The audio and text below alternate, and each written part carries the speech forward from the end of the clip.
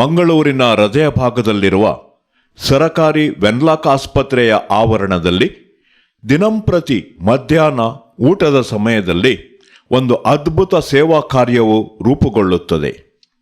ಅದುವೇ ಆಸ್ಪತ್ರೆಯ ರೋಗಿಗಳೊಂದಿಗಿರುವ ಪರಿಚಾರಕರಿಗೆ ಉಚಿತ ಭೋಜನದ ವ್ಯವಸ್ಥೆ. ಮಾನವರನ್ನು ಮಾನವರನ್ನಾಗಿ ಪ್ರೀತಿಸುವ ಆದರ್ಶದ ಬೆನ್ನತ್ತಿ ಸಾವಿರ ಹಸಿದ ಒಡಲುಗಳಿಗೆ ಉಚಿತ ಭೋಜನವನ್ನು ಕಲ್ಪಿಸಿ ಅವರ ಮೊಗದಲ್ಲಿ ಸಂತೃಪ್ತಿಯನ್ನು ಮೂಡಿಸುವ ಅನನ್ಯ ಮಾನವೀಯ ಸೇವೆಯೇ ಸ್ನೇಹಾಲಯದ ಮಾನ್ನ ಯೋಚನೆ. ಜನರ ಸೇವೆಯೇ ಜನಾರ್ದನ ಸೇವೆ ಎಂದು ತನ್ನ ಜೀವನವನ್ನೇ ದೀನ ದುರ್ಬಲರಿಗಾಗಿ ಮುಡಿಪಾಗಿಟ್ಟು ಸ್ನೇಹಾಲಯವೆಂಬ ಅದ್ಭುತ ಸಂಸ್ಥೆಯನ್ನು ರೂಪಿಸಿದ ಮಾನವತಾ ಮೂರ್ತಿ ಸಹೋದರ ಜೋಸೆಫ್ ಕ್ರಾಸ್ತರ್ ಅವರ ಕಲ್ಪನೆಯ ಕೂಸೆ ಸಾವಿರಾರು ಜನರ ಹಸಿವನ್ನು ಇಂಗಿಸುವ ಸ್ನೇಹಾಲಯ ಮಾನ್ನ ಯೋಚನೆ. 2015ನೇ ವರ್ಷದಿಂದ ಇದುವರೆಗೂ ಸಾವಿರಾರು ಜನರ ಒಡಲನ್ನು ತಂಪಾಗಿಸಿ ನಿರಂತರ ಸೇವೆ ನೀಡುತ್ತಿರುವ ಈ ಯೋಜನೆಯ ರೂವಾರಿ ಸಹೋದರ ಜೋಸೆಫ್ ಕ್ರಾಸ್ತರ್ ಅವರು ಈ ಯೋಜನೆಯ ಆರಂಭ ಹಾಗೂ ಈ ಯೋಜನೆಯ ಉದ್ದೇಶವನ್ನು ಇದೀಗ ನಮ್ಮೊಂದಿಗೆ ಹಂಚಿಕೊಳ್ಳಲಿದ್ದಾರೆ. ಸ್ನೇಹಿತರೆ, ಎಲ್ಲರಿಗೂ ನನ್ನ ನಮಸ್ಕಾರ. ನಾನು ಸ್ನೇಹಾಲಯದಿಂದ ಜೋಸೆಫ್ ಮಾತಾಡ್ತಾ ಇದ್ದೇನೆ. ಕಳೆದ 9 ವರ್ಷದಿಂದ ಈ ಸ್ನೇಹಾಲಯದಲ್ಲಿ ಅನ್ನದಾನ ಒಂದು ಕಾರ್ಯಕ್ರಮ ಆಗ್ತಾ ಇದೆ ಮಧ್ಯಾಹ್ನದ ವೇಳೆಯಲ್ಲಿ. ಇದು ಅಂದಾಜು ಒಂದು 2007ರಲ್ಲಿ ನಾನು ಹಲವಾರು ಚಿಕುನ್ಗುನ್ಯಾ ರೋಗಿಗಳನ್ನು ಈ ವೆನ್ಲಾಕ್ ಆಸ್ಪತ್ರೆಗೆ ದಾಖಲು ಮಾಡಿ ಅವರಿಗೆ ಯಾರು ನಾರ್ತ್ ಕರ್ನಾಟಕದ ಹಲವಾರು ಜನರು ಚಿಕುನ್ಗುನ್ಯಾ ರೋಗ ಬಾಧಿತರಾಗಿ ಮಂಗಳೂರು ಪೇಟೆಯಲ್ಲಿ ಕಷ್ಟಪಡುತ್ತಿರುವಾಗ ಅವರಿಗೆ ಒಂದು ಅಟೆಂಡರ್ ಆಗಿ ಅಂದರೆ ಅವರ ಒಂದು ಪರಿಚಾರಕರಾಗಿ ಅವರನ್ನು ನಾನೇ ಅಡ್ಮಿಟ್ ಮಾಡಿ ಒಂದು 25-30ರಷ್ಟು ರೋಗಿಗಳಿಗೆ ನಾನು ಶುಶ್ರೂಷಕನಾಗಿ ಸೇವೆ ಮಾಡುತ್ತಿರುವಾಗ ನನಗೆ ಕಂಡಂತಹ ಒಂದು ದೃಶ್ಯದಿಂದ ಈ ಒಂದು ಸೇವೆ ಆರಂಭವಾಯಿತು. ಇದಾಗಿತ್ತು. ನಮ್ಮ ಶಿಕಾರಿಪುರ, ಶಿವಮೊಗ್ಗದ ಶಿಕಾರಿಪುರದಿಂದ ಒಬ್ಬ ಯುವಕ ಮರದಿಂದ ಬಿದ್ದು ಅವರ ಸೇವೆ ಮಾಡಲಿಕ್ಕೆ ಅವರ ಪತ್ನಿ ಮತ್ತು ಪುಟ್ಟ 3 ಮಕ್ಕಳು ಈ ಆಸ್ಪತ್ರೆಯಲ್ಲಿದ್ದರು, ವೆನ್ಲಾಕ್ ಆಸ್ಪತ್ರೆಯಲ್ಲಿ. ಆಗ ರೋಗಿಗೆ ಸರ್ಕಾರದಿಂದ ಈ ಆಸ್ಪತ್ರೆಯಲ್ಲಿ ಊಟ ಸಿಗ್ತದೆ, ಆದರೆ ರೋಗಿಗಳ ಜೊತೆಯಲ್ಲಿದ್ದವರಿಗೆ ಊಟ ಸಿಗುವುದಿಲ್ಲ. ಹೀಗೆ ಈ ಮಲಗಿದ್ದಂತಹ ಬೆಡ್ರಿಡನ್ ಆದಂತಹ ಒಬ್ಬ ಯುವಕನಿಗೆ ಸರ್ಕಾರದ ಈ ವೆನ್ಲಾಕ್ ಆಸ್ಪತ್ರೆ ಊಟ ಬಂದಾಗ ಆ ಊಟದಿಂದ ಅರ್ಧ ಊಟವನ್ನು 3 ಮಕ್ಕಳಿಗೂ ಅರ್ಧ ಊಟವನ್ನು ರೋಗಿಗೆ ಕೊಟ್ಟು ಈ ತಾಯಿ ಉಪವಾಸವಿದ್ದರು. ಇದನ್ನು ಕಂಡಂಥ ಹತ್ತಿರ ಬೆಡ್ಡಿನಲ್ಲಿ ನಾನು ನೋಡ್ತಾ ಇದ್ದೆ. ಅವರಲ್ಲಿ ಕೇಳಿದೆ, ಏನು ತಾಯಿ ನೀವು ಊಟ ಮಾಡೋದಿಲ್ವಾ, ನಿಮಗೆ ಊಟ ಏನು ಮಾಡ್ತೀರಿ? ಅವ್ರು ಹೇಳಿದರು, ಇಲ್ಲ ಅಣ್ಣ, 15 ದಿವಸ ಆಯ್ತು ನನ್ನ ಗಂಡ ಮರದಿಂದ ಬಿದ್ದು, ನಾನು ಹುಟ್ಟ ಹುಡುಗೆಯಲ್ಲೇ ಬಂದಿದ್ದೀನಿ. ಈಗ ನಾನು ಇವರಿಗೆ ಮಕ್ಕಳಾದರೂ ಬದುಕಬೇಕಂತ ಈ ಒಂದು ಕಷ್ಟಪಟ್ಟು ಅವರಿಗೆ ಈ ಆಸ್ಪತ್ರೆ ಊಟ ಕೊಡ್ತಾ ಇದ್ದೀನಿ. ನಾನು ಎಷ್ಟೋ ರಾತ್ರಿಯಿಂದ ನೀರು ಕುಡ್ಕೊಂಡು ಮಲಗ್ತೀನಿ ಎಂಬುದಾಗಿ ತುಂಬ ಬೇಸರ ಆಯಿತು. ಆ ಸಂದರ್ಭದಲ್ಲಿ ನಾನು ಮಾರ್ಗದ ಬದಿಯಲ್ಲಿ ಅನಾಥರಿಗೆ ಊಟ ಹಂಚ್ತಾ ಇದ್ದೆ. ಅದರಲ್ಲಿ 2 ಊಟವನ್ನು ತಂದು ಈ ಸಹೋದರಿಗೆ ಕೊಡಲಿಕ್ಕೆ ಆರಂಭಿಸಿದೆ. ತದನಂತರ ನಾನು ಯೋಚಿಸಿದೆ, ಈ ಆಸ್ಪತ್ರೆಯಲ್ಲಿ ಎಷ್ಟೋ ಜನ ಈ ಕರ್ನಾಟಕದ ವಿವಿಧ ಭಾಗಗಳಿಂದ, ಕುಂದಾಪುರ, ಭಟ್ಕಳ, ಶಿವಮೊಗ್ಗ, ಶಿಕಾರಿಪುರ, ಸಕಲೇಶಪುರ, ಹಾಸನ, ಈ ಭಾಗದಿಂದ ಹಲವಾರು ನೊಂದ ವ್ಯಕ್ತಿಗಳು, ಕಾಸರಗೋಡು ಭಾಗದಿಂದಲೂ ಬರ್ತಾರೆ. ನೊಂದ ವ್ಯಕ್ತಿಗಳು, ಬಡವರು ಈ ಆಸ್ಪತ್ರೆಯಲ್ಲಿ ದಾಖಲಾಗ್ತಾರೆ. ಇವರಿಗೆ ಒಂದೊತ್ತು ಊಟ ಈ ಸೇವಕರಿಗೆ ಇಲ್ಲದಿದ್ದರೆ ಅವರು ಹೇಗೆ ತಾನೇ ಸೇವೆ ಮಾಡ್ಯಾರ ಎಂಬಂತಹ ಒಂದು ಆಲೋಚನೆ ಬಂದು ಒಂದು ಸರ್ವೆ ಮಾಡಿದೆ. ಹೀಗೆ ಸರ್ವೆ ಮಾಡುವಾಗ ನನಗೆ ಸಿಕ್ಕಿದಂತಹ ಜನರು ಒಂದೇ ದಿವಸದಲ್ಲಿ 400ರಷ್ಟು ಜನರು. ಹೀಗೆ ಸಿಕ್ಕಿದಂತಹ ಈ ಒಂದು ಪ್ರೇರಣೆಯಿಂದ ನಾನು ದೇವರಲ್ಲಿ ಪ್ರಾರ್ಥಿಸಲು ಆರಂಭಿಸಿದೆ. ದೇವರೇ, ನನಗೊಂದು ಈ ಆಸ್ಪತ್ರೆ ಒಳಗೆ ಒಂದು ಊಟ ಹಂಚುವ ಒಂದು ಸಣ್ಣ ಉಪಕರಣವಾಗಿ ನಾನು ಮಾರ್ಪಡಿಸಿ ಎಂಬುದಾಗಿ. ಹಾಗೆ ಪ್ರಾರ್ಥಿಸುವಾಗ ಹಲವಾರು ಜನರ ಸಹಕಾರದಿಂದ ಸ್ನೇಹಾಲಯ ಮಾನ್ನ ಎಂಬಂತಹ ಯೋಜನೆ ಒಂದು ರೂಪುಗೊಂಡಿತು. ಹೀಗೆ ಕಳೆದ 9 ವರ್ಷಗಳಿಂದ, ಈ ಆಗಸ್ಟ್ ಬಂದರೆ 9 ವರ್ಷ ಆಗ್ತದೆ, 9 ವರ್ಷದಿಂದ ನಿರಂತರವಾಗಿ ವೆನ್ಲಾಕ್ ಆಸ್ಪತ್ರೆಯಲ್ಲಿ ದಾನಿಗಳ ಮುಖಾಂತರ ಹಲವಾರು ದಾನಿಗಳು ಇದಕ್ಕೆ ದಾನ ಕೊಡ್ತಾ ಇದ್ದಾರೆ. ದಾನಿಗಳ ಮುಖಾಂತರ ಈ ಒಂದು ಅನ್ನದಾನದ ಸೇವೆ ಮಾಡ್ತಾ ಇದ್ದೇನೆ. ನಿಮ್ಮೆಲ್ಲರ ಸಹಕಾರ ನಮ್ಮ ಮುಂದಿನ ದಿವಸದ ಯೋಜನೆಗಳಿಗೂ ಕೂಡ ಅಗತ್ಯ ಇದೆ. ಯಾರಾದರೂ ಇದಕ್ಕೆ ದಾನ ಕೊಡುವವರಿದ್ದರೆ ಖಂಡಿತವಾಗಿಯೂ ಈ ಸೇವೆಗೆ ನಮ್ಮನ್ನು ಸಂಪರ್ಕಿಸ್ಬೋದು. ನಮ್ಮ ಫೋನ್ ನಂಬರು, ನಮ್ಮ ವಿಳಾಸ ಎಲ್ಲ ಈ ವಿಡಿಯೋದಲ್ಲಿದೆ. ನಿಮಗೆಲ್ಲರಿಗೂ ಈ ಸಹಕಾರ ಕೊಟ್ಟಂತಹ ಈ 9 ವರ್ಷ ಸಹಕಾರ ಕೊಟ್ಟ ಎಲ್ಲ ದಾನಿಗಳಿಗೂ, ಊರ ಪರವೂರೆಲ್ಲ ದಾನಿಗಳಿಗೂ ನಾನು ಮಗದೊಮ್ಮೆ ಸರ್ವಶಕ್ತ ದೇವರ ಹೇರಳವಾದ ಅನುಗ್ರಹ ಆಶೀರ್ವಾದ ಸಿಗಲಿ ಎಂಬುದಾಗಿ ನನ್ನ ಪ್ರಾರ್ಥನೆ ಮಾಡ್ತಾ ಇದ್ದೇನೆ. Thank you. ನಮಸ್ಕಾರ, ನನ್ನ ಹೆಸರು ಸಲೀಮ್ ಅಂತ. ನಮ್ಮದು ಚಿಕ್ಕಮಂಗ್ಳೂರು ಡಿಸ್ಟಿಕ್ ಎನ್.ಆರ್.ಪುರ ತಾಲೂಕು. ನಮ್ಮ ಅಣ್ಣಂಗಿಲ್ಲ ಅಡ್ಮಿಟ್ ಮಾಡಿದ್ದೀವಿ. ಒಂದು ವಾರದಿಂದ ಇದರಲ್ಲಿ ಟ್ರಸ್ಟಿಂದ ಸ್ನೇಹಾಲಯ ಅನ್ನೋ ಒಂದು ಟ್ರಸ್ಟಿಂದ ಊಟ ಮಾಡ್ತಾಯಿದ್ದೀವಿ. ಈ ಹೊರಗಡೆಯಿಂದ ಬಂದವ್ರಿಗೆ ಒಳ್ಳೆ ಊಟ ಸಿಗ್ತಾಯಿದೆ ಇಲ್ಲಿ. ಹೊರಗಡೆ ಈಗ ಬೇರೆ ಹೋಟ್ಲಿಗೆಲ್ಲ ಹೋದರೆ ತುಂಬ ರೇಟು, 10 ರೂಪಾಯಿ ವಸ್ತಿಗೆ 150 ರೂಪಾಯಿ. ಇಲ್ಲಿ ಉಚಿತವಾಗಿ ಕೊಡ್ತಾಯಿದ್ದಾರೆ. ಸ್ನೇಹಾಲಯ ಅನ್ನೋ ಟ್ರಸ್ಟಿಗೆ ನಾವು ಅಭಿಮಾನಿಗಳು, ಈಗ ಒಂಥರ ಹೀರೋ ಆಗಿಬಿಟ್ಟಿದ್ದೀವಿ. ಅವರೇ ಈಗ ನಮಗೆ ಡಿ ಬಾಸ್ ಆ ಥರ ಆಗಿದೆ. ತುಂಬ ಚೆನ್ನಾಗಿದೆ. ಯಾಕಂದರೆ ಬಡವರಿಗೆ ಅನುಕೂಲ ಆಗೋ ಥರ ಊಟದ ವ್ಯವಸ್ಥೆ ಸಿಗ್ತಾಯಿದೆ. ಮೂರು ಇಡ್ಲಿ ತೊಗೊಂಡ್ರೆ 50 ರೂಪಾಯಿ, ಇಲ್ಲಿ 30 ರೂಪಾಯಿ ಇಡ್ಲಿಗೆ 50 ರೂಪಾಯಿ, 50 ರೂಪಾಯಿ ಊಟಕ್ಕೆ 150 ಅಂತಾರೆ. ಇದು ಒಂಥರ ಒಳ್ಳೆ ಒಂದು, ಎಲ್ಲರೂ ಇದಕ್ಕೆ ಸಹಾಯ ಮಾಡಬೇಕು. ಹೊರಗಡೆಯಿಂದ ದೊಡ್ಡವರು ಯಾರಿದ್ದಾರೆ ಅವರು ಒಂಥರ ಹಸ್ತಕ್ಷೇಪ, ಇವರೆಲ್ಲ ನಮಗೆ ಕೊಡ್ತಾ ಇದ್ದಾರೆ, ನೀವು ಇವ್ರಿಗೆ ಕೊಡಬೇಕು. ಒಳ್ಳೆ ಚೆನ್ನಾಗಿದೆ ಇದು ಟ್ರಸ್ಟು. ನಿಮ್ಮ ಊರು ಸಿರ್ಸಿ ಅಲ್ಲ? ಇದು ಎಷ್ಟು ಸಮಯದಿಂದ ಊಟ ತಗೊಳ್ತಾ ಇದ್ದೀರಿ? ಸರ್ 1 ತಿಂಗಳಾಯ್ತು ಈಗ. 1 ತಿಂಗಳಾಯ್ತು. ಹೇಗಿದೆ ಊಟ ಎಲ್ಲ? ಚೆನ್ನಾಗುಂಟು ಸರ್. ನಿಮ್ಮ ಅಭಿಪ್ರಾಯ ಏನು ಊಟದ ಬಗ್ಗೆ? ಚೆನ್ನಾಗುಂಟು ಸರ್. ಎಲ್ಲ ನಮಗೊಂದು ಕಷ್ಟಕ್ಕೊಂದು ಇದು ಆಗ್ತಾ ಉಂಟು. ಹೌದು ಸರ್. ಹೌದೌದು ಹೌದು ಸರ್. अस्सलाम वालेकुम रहमतुल्लाहि बरकातहू. जोसफ भाई को भी अस्सलाम वालेकुम रहमतुल्लाहि बरकातहू. 9 साल से खाना और गरीब को दे रहे हैं यहाँ पर, मगर ठीक से अच्छा चल रहा है. सब भी मजबूर और लाचार सब मरीज़ों को भी दे रहे हैं. सब मरीज़ों खुश रहे हैं यहाँ पर बहुत अच्छा चलता है. ತಾವು ಯಾವ ಊರು? ಹೇಗಿದೆ ಊಟ? ಒಳ್ಳೆದುಂಟು. ಎಷ್ಟು ದಿವಸದಿಂದ ತಗೊಳ್ತಾ ಇದ್ದೀರಿ? 10 ದಿನ. 10 ದಿನ. ಯಾರಿದ್ದಾರೆ ಇಲ್ಲಿ ಆಸ್ಪತ್ರೆ? ಅಪ್ಪ ತಂದೆ ಇದ್ದಾರೆ. ನಿಮಗೆ ಇದು ಊಟದ ಬಗ್ಗೆ ಒಂದೆರಡು ಮಾತು ಹೇಳ್ಬೋದಾ? ಒಳ್ಳೆ ಊಟ, ಹಲವಾರು ದಾನಿಗಳ ಮುಖಾಂತರ ಇದು ಕೊಡುವಂಥದ್ದು. ತುಂಬ ಒಳ್ಳೆ ಉಪಕಾರ ಆಯ್ತು ನಮ್ಗೆ ಕೊಟ್ಟಿದ್ದು. ಇಲ್ಲಾಂದ್ರೆ ಹೋಟ್ಲಿಗೆ ಹೋಗ್ಬೇಕು, ಇಲ್ಲೆಲ್ಲ ಆಗೋದು ಅನುಕೂಲ ಇಲ್ಲ. ಒಂದು ಪೈಸೆ ಹಣ ಇದೆಯಾ ಹೋಟೆಲ್ ಹೋಗುವ? ಇಲ್ಲ ಭಾರಿ ಅನುಕೂಲ ಆಯ್ತು ಇದು ಊಟಕ್ಕೆ.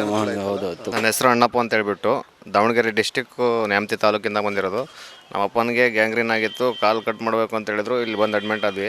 ಅಲ್ಲಿ ನೋಡ್ಕೊಳ್ಳಿಕ್ಕೆ ಯಾರಿಲ್ಲ. ಊಟಕ್ಕೆ ಹೋಗ್ಲಿಕ್ಕೆ ಹೊರಗಡೆ ಎಷ್ಟೋ ಬಡವರಿಗೆ ಆಗಲ್ಲ, ಹೋಟೆಲ್ಗಳು ಗೊತ್ತಿಲ್ಲ, ಮಂಗಳೂರು ಹೊಸದು ಅಂಥವ್ರಿಗೆಲ್ಲ ಈ ಜೋಸೆಫ್ ಅನ್ನೋರು ಊಟ ಏನೋ ಅನ್ನ ಸಂತರ್ಪಣೆ ಮಾಡ್ತಾ ಬಡವರಿಗೆ ಪಾಲಿಗೆ ಒಂಥರ ದೇವರಾಗೇ ಇದ್ದಾರೆ. ಡೈಲಿ ಇಲ್ಲಾಂದರೆ 700ರಿಂದ 800 ಜನ ಊಟ ಮಾಡ್ತಾರೆ ಇಲ್ಲಿ ಪೇಷಂಟ್ ಜೊತೆ ಬಂದಿರೋರು. ಅವರು ಪೇಷಂಟ್ ಬಿಟ್ಟು ಹೊರಗಡೆ ಹೋಗೋಕ್ಕಾಗಲಿಲ್ಲ, ಇಲ್ಲಿ ಹೋಟ್ಲೆಲ್ಲ ಗೊತ್ತಿಲ್ಲ, ಅಂಥವ್ರಿಗೆ ದಾನ ಮಾಡ್ತಿದ್ದಾರೆ. 700-800 ಜನ ಮೇಲಾಗುತ್ತೆ ಇಲ್ಲಿ ಊಟಕ್ಕೆ ಕ್ಯೂವಲ್ಲಿ ನಿಂತು ತೊಗೊಳ್ಳೋದು. ಅಂಥವ್ರಿಗೆ ಆಯಸ್ಸು ಆರೋಗ್ಯ ಕೊಟ್ಟು ಇನ್ನೂ 4 ಜನಕ್ಕೆ ಸಹಾಯ ಮಾಡೋಂಥ ಶಕ್ತಿ ಕೊಡಲಿ. ಊಟ ಮಾತ್ರ ಸೂಪರ್ ಸರ್. ಯಾವ ಹೋಟ್ಲಿಗೆ ಏನು ಕಮ್ಮಿ ಇಲ್ಲ. ಹೋಟ್ಲಿಗೆ ಹೋದರೆ ದುಡ್ಡು ಜಾಸ್ತಿ ತೊಗೊಳ್ತಾರೆ, ಊಟ ಟೇಸ್ಟ್ ಇರೋಲ್ಲ ಸ್ವಲ್ಪ. ಇಲ್ಲಿ ಊಟ ಮಾತ್ರ ಸೂಪರ್. ಕಮಲಮ್ಮ. ಯಾವ ಊರಮ್ಮ? ಚಿತ್ರದುರ್ಗ ಸ್ವಾಮಿ. ಹೇಗಿದೆ ಊಟ? ಚೆನ್ನಾಗೈತ್ರಿ ಊಟ, ಭಾಳ ಚೆನ್ನಾಗೈತಿ. ಭಾಳ ಚೆನ್ನಾಗೈತಿ. ಅನುಕೂಲ ಐತ್ರಿ ನಮಗೆ. ದೂರ ಬರಕ್ಕೆ ಆಗ್ತಿರ್ಲಿಲ್ಲ, ಇಲ್ಲಿ ಅನುಕೂಲ ಆಗೈತೆ ನಮ್ಗೆ ಊಟಕ್ಕೆ. 2 ಟೈಮ್ ಆಗಲಿ. ಕೊಟ್ಟ ದಾನಿಗಳಿಗೆ ನೀವು ಪ್ರಾರ್ಥಿಸಬೇಕು, ಆಯಿತಾ? ಹಲವಾರು ದಾನಿಗಳು. मैं नाम इला में हम तो उड़पी से आया था. ये मैं अपने कदन भाई इधर एडमिट है. हमको इधर बहुत मदद मिल रहा है अपने स्नेहालय से फिर और बाकी डॉक्टर से और जो अपने जो खाना दे रहा है स्नेहालय से, उनका भी बहुत अपनी मदद मिल रहा है हम लोग को. Thank you very much. ಈಗ ವೆನ್ಲಾಕ್ ಆಸ್ಪತ್ರೆಯಲ್ಲಿ ಇಲ್ಲಿಯ ಸಿಬ್ಬಂದಿಯಾದಂತಹ ನಿರ್ಮಲಾ ಮೇಡಮ್ ಇದ್ದಾರೆ ನಮ್ಮ ಜೊತೆಯಲ್ಲಿ. ಅವರು ನಮಗೆ ಹಲವಾರು ವರ್ಷದಿಂದ ಸ್ನೇಹಾಲಯಕ್ಕೆ ಚಿರಪರಿಚಿತ ವೆನ್ಲಾಕ್ ಪರಿಸರದಲ್ಲಿ. ಅವರಿಂದ ಒಂದೆರಡು ಈ ಸೇವೆಯ ಬಗ್ಗೆ ಒಂದೆರಡು ಮಾತುಗಳನ್ನು ಕೇಳೋಣ. ಇದು ಅನ್ನದಾನ ಮಾಡುವ ಜೋಸೆಫ್ ಅಣ್ಣನವರಿಗೆ ಧನ್ಯವಾದಗಳು. ದೇವರು ಈ ಕೃಪೆಯನ್ನು ಅವರಿಗೆ ಕೊಟ್ಟಿದ್ದಾರೆ. ಈ ಜವಾಬ್ದಾರಿ ಅವರು ಅಚ್ಚುಕಟ್ಟಾಗಿ ತುಂಬ ಕ್ರಮಬದ್ಧವಾಗಿ ನಾವು ಒಂದು 5-6 ವರ್ಷದಿಂದ, ಇಲ್ಲಿಂದ 8 ವರ್ಷ ಆಯ್ತಲ್ಲ ಅಣ್ಣ, ಇಲ್ಲಿ ಬಂದು 9ನೇ ವರ್ಷದಿಂದ ನಾವು ನೋಡ್ತಾ ಇದ್ದೇವೆ. ಇಲ್ಲಿ ನಾನು ಸಬ್ ಸ್ಟೋರಲ್ಲಿ ಕೆಲಸ ಮಾಡುವಾಗೆಲ್ಲ ನೋಡಿದ್ದೇನೆ. ಅವರ ಈ ದೇವರ ಕರೆಯುವಿಕೆಗೆ ಅವರು ಹೋಗೊಟ್ಟು ಇಷ್ಟು ದೊಡ್ಡ ಸೇವೆಯನ್ನು ಮಾಡೋದು ಸುಲಭದ ವಿಷಯ ಅಲ್ಲ. ಯಾಕಂದರೆ ಡೈಲಿ ಇಷ್ಟು ವೆಹಿಕಲ್ ತರಬೇಕು, ಇಲ್ಲಿ ಪಾರ್ಕಿಂಗ್ ಮಾಡಬೇಕು, ಸರ್ವ್ ಮಾಡೋಕ್ಕೆ ಜನ ಬೇಕು. ಎಷ್ಟು ಜನ ನಮ್ಮ ಸಿಬ್ಬಂದಿಗಳಲ್ಲಿ ಸಹ ಗ್ರೂಪ್ ಡಿಯಲ್ಲಿ ಪಾಪ ಒಂದೊಂದು ಸಲ ಊಟಕ್ಕೆ ತೊಂದರೆ ಇರೋರು ಇದ್ದಾರೆ.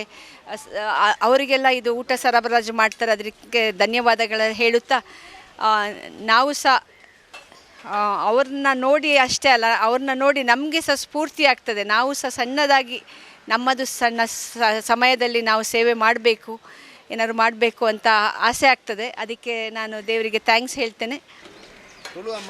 ತುಳು ಯಾನು ಪುತ್ತೂರು ಎಂಚ ಉಂಡು ವನಸ್ ವನಸ್ ಎಡ್ಡೆಂಡು ಏತು ದಿನ ಜಿಗ ತೊಂದುಲ್ಲ ಮುರಾಣಿ ದಿಂಟುಂಡು ಮಗಿ ನಾವು ಸುಳ್ಯದಿಂದ ಬಂದಿವೆ, ಸುಳ್ಯದಿಂದ. ಮತ್ತು ಇಲ್ಲಿ ಬಂದು 2 ವಾರ ಆಯ್ತಾ ಬಂತು. ಫುಡ್ಡೆಲ್ಲ ಸೂಪರಾಗಿದೆ, ಊಟ ಎಲ್ಲ. ಎಲ್ಲರಿಗೂ ನಮಸ್ಕಾರ.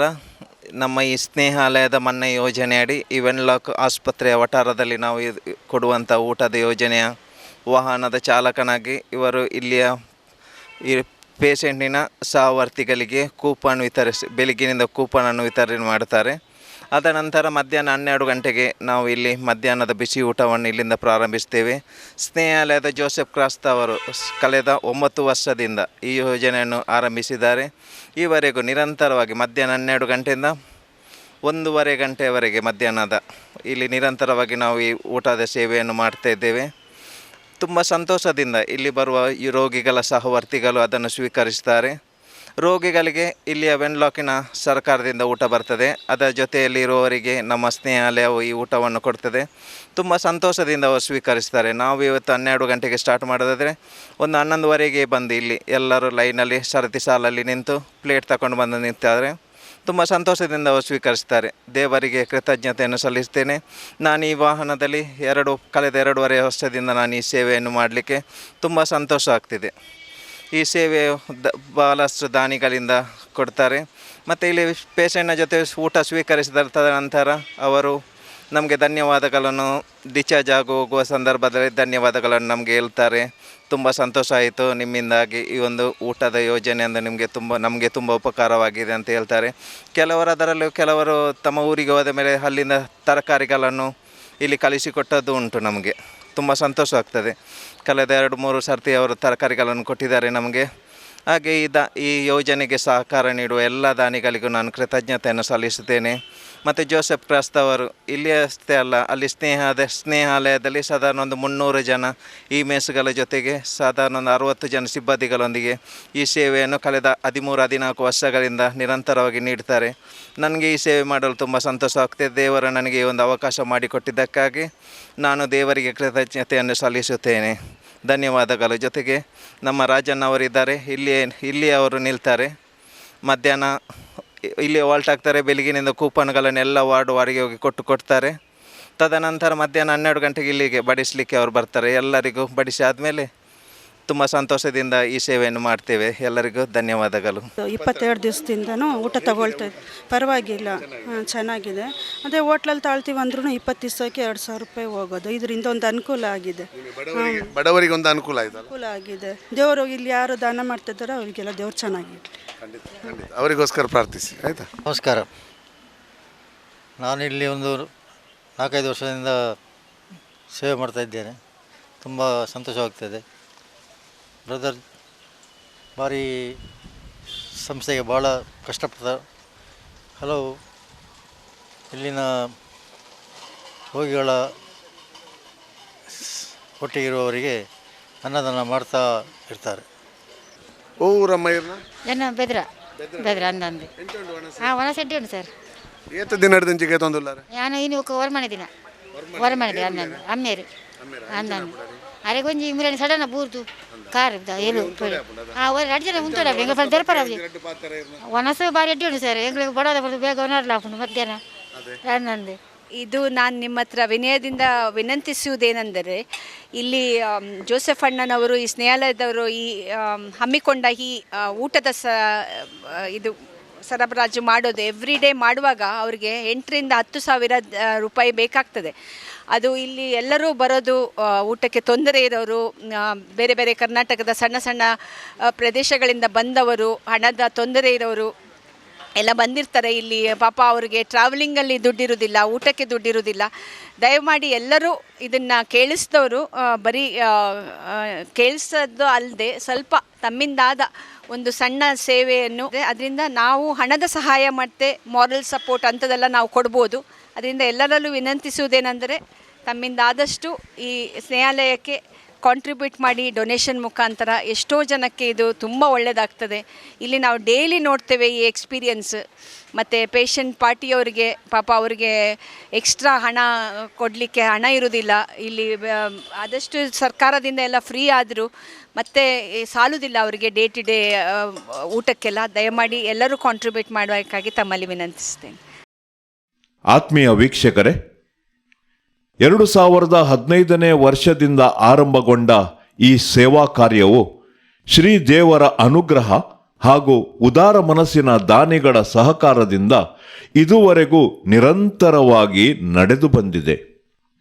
ದಿನವೂ 700ಕ್ಕಿಂತಲೂ ಅಧಿಕ ಜನರ ಹಸಿವನ್ನು ನೀಗಿಸುತ್ತಾ ಬಂದಿರುವ ಈ ಯೋಜನೆಗೆ ತಮ್ಮ ಉದಾರ ಮನಸ್ಸಿನ ಸಹಕಾರದ ಅವಶ್ಯಕತೆ ಇದೆ.